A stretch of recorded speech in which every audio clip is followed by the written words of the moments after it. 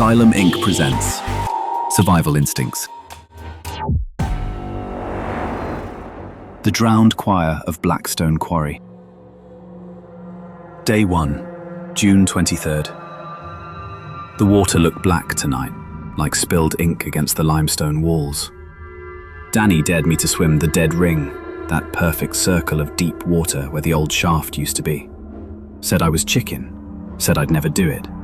But I've been swimming these waters since I was 12. I know every ledge, every drop-off, every place where the sunlight dies. The others watched from the rim as I dove. The water embraced me with fingers of ice, pulling me down past the familiar territories of my childhood, into depths that seemed to swallow sound itself. At 40 feet, the limestone walls began to change, becoming smooth as glass, carved with patterns that hurt to follow with my eyes. At 60 feet, I found the tunnels. They weren't on any mining map I'd ever seen. These passages stretched into the rock like the fossilized burrows of some ancient leviathan, their walls slick with a phosphorescent slime that pulsed with its own rhythm. I should have surfaced then, should have told the others. Instead, I followed the largest tunnel, my flashlight beam revealing chambers that predated human habitation of this place by eons. In the deepest chamber, I found them. Bodies, suspended in the water like pale flowers in some grotesque bouquet. Their skin had taken on the translucent quality of deep-sea creatures, and their eyes had been replaced by hollow sockets that seemed to watch me nonetheless.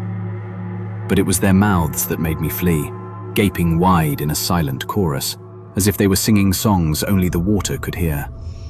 I surfaced, gasping, but when I told the others what I'd seen, they laughed, said the nitrogen narcosis was playing tricks. But I know what I saw, and I know why I can't stop thinking about going back. Day 2, June 24th. The dreams started last night. I'm underwater again, but this time, I'm not alone. There's something pale moving just beyond my vision, something that calls to me in a voice like drowning. When I wake, my sheets are soaked with lake water, though my windows were closed and the night was dry. I went back to the quarry today, alone. The water seemed clearer somehow, as if it were inviting inspection. I could see farther down than ever before, past the sunken machinery and debris to where the tunnels waited. From the surface, I could swear I saw movement in those depths, a slow, undulating dance of forms that might have been seaweed, but felt like something far more intentional. The lifeguard's chair was empty. It's been empty since old Pete retired last spring, but today it felt different. Today it felt like someone had been watching from there, someone with eyes like empty caves and skin like waterlogged silk. I need to go back down. Day 3, June 25th. The thing about drowning is that it's quiet. People think it's dramatic, full of splashing and screaming, but real drowning is just absence. The victim slips beneath the surface like they're accepting an invitation to somewhere better. I know this because I've been drowning for 2 days now. Not literally, I can still breathe, still walk, still write these words. But something inside me is submerged, something vital that I can feel slipping away like air bubbles rising to a surface I'll never reach again. The water calls to me constantly now, a subsonic hum that resonates in my bones. Even now, sitting in my bedroom, I can feel the quarry's pull like a tide in my blood. I found Jasper Brennan's diving gear in his garage today. He died in a car accident 3 years ago, but his parents kept everything. They gave it to me without question, as if they knew I needed it, as if they'd been waiting for someone to claim it all along. Tonight, I go deeper. Day 4, June 26th. The tunnels go on forever. I went down at midnight when the water was black as the space between stars. The gear fit perfectly, as if it had been waiting for me, as if Marcus had selected it knowing I would inherit his need to explore the spaces beneath. The phosphorescent slime grows thicker as you go deeper, coating the tunnel walls like the interior of some vast digestive tract. It tastes of copper and forgotten rain when the water finds its way past your mouthpiece. The patterns carved into the stone become more complex the further you penetrate, spiraling inward toward meanings that dance just beyond comprehension. In the seventh chamber, I found the choir. They hang suspended in perfect formation, a congregation of the changed.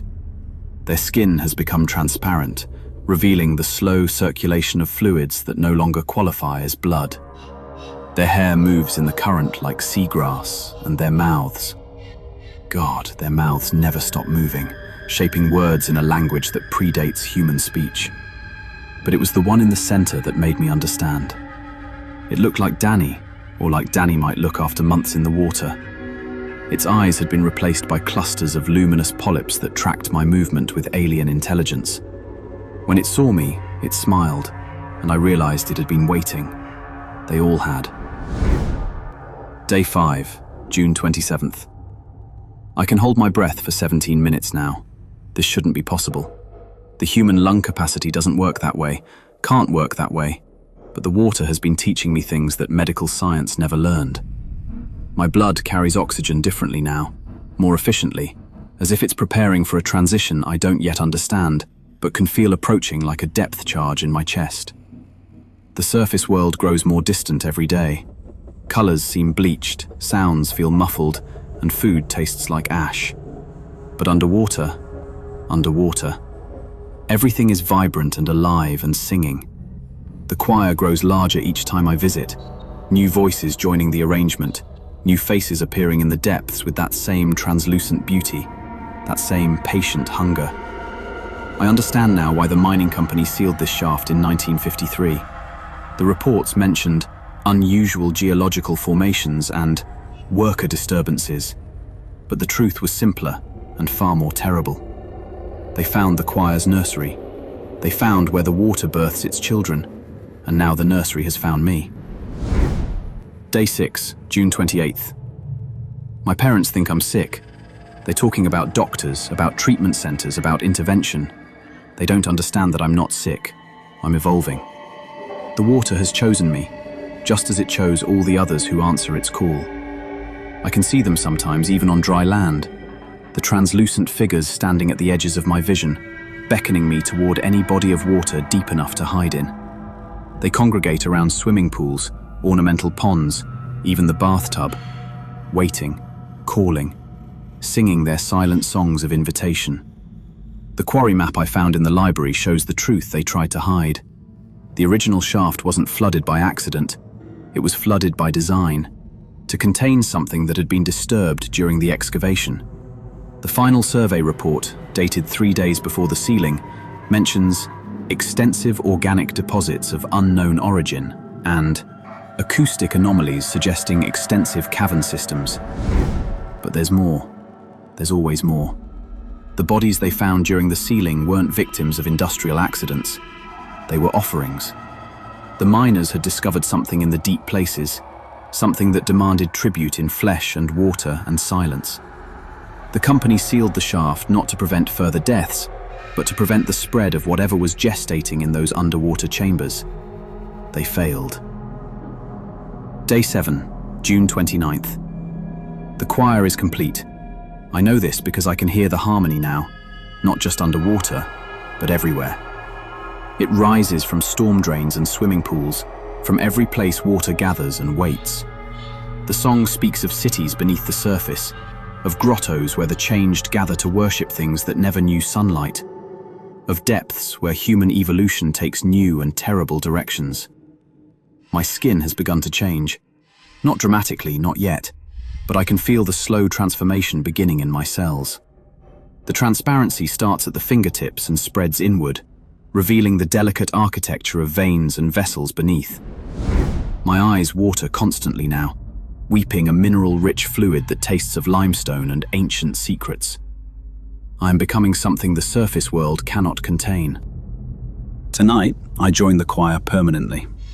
They're waiting for me in the deep chamber, my new family of the drowned and the drowning. We will sing together of the spaces between water and air, of the places where gravity loses its meaning and breath becomes optional. But first, I must complete the pattern. The choir grows through invitation, through the careful selection of those who hear the water's call. Danny will be first. He was always meant to be first. The others will follow, drawn by the same curiosity that claimed me, the same need to explore the spaces beneath consciousness. They will find this journal, as I found Jasper Brennan's diving gear. They will read these words and feel the water's pull in their bones. They will understand that some hungers are older than land, older than air, older than the foolish human assumption that the surface world represents the only available reality. The Quarry is singing tonight. Can you hear it? Investigative notes. Detective C. Crowhurst. Subject's journal ends here. Comprehensive dive operations recovered no human remains from the flooded quarry system. Sonar mapping reveals extensive cave networks extending far beyond original mining surveys, with acoustic properties that interfere with standard equipment. Of particular concern, 17 additional missing person reports filed in the 6 weeks following Marcus Vance's disappearance, all involving individuals with known connections to Blackstone Quarry. Local emergency services report unprecedented number of drowning incidents at previously safe recreational water sites. Quarry has been designated off-limits pending further investigation. Access roads blocked, warning signs posted.